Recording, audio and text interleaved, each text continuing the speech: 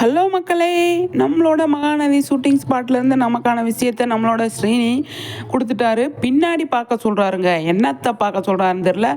பின்னாடி எட்டி பார்த்தா தாத்தாவும் விஜயும் உட்காந்து ஏதோ டிஸ்கஸ் பண்ணிகிட்டு இருக்காங்க. என்ன டிஸ்கஸ் பண்ணுறாங்க அப்படின்னு சொல்லி தெரியல.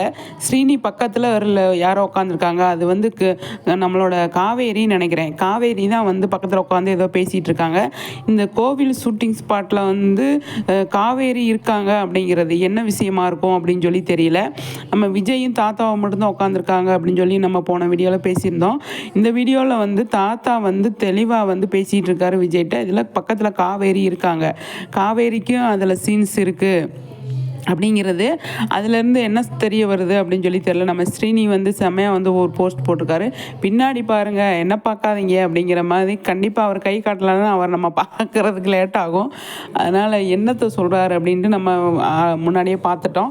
சூப்பர் ஸ்ரீனி, நல்லா செம்மையாக பண்ணுறீங்க அப்படிங்கிறது தான் ஸ்ரீனிக்கு நம்ம எப்போயுமே ஒரு நன்றியோடு இருக்கணும் அப்படின்னு சொல்லி நம்மளோட சைடு இருந்து சொல்லிவிட்டு, காவேரி இருக்காங்க. கோவிலுக்கெல்லாம் ஃபேமிலியோடு வந்திருக்காங்களா, இல்லை விஜய் காவேரி தாத்தா மட்டும் வந்திருக்காங்களா அப்படின்னு சொல்லி தெரியல.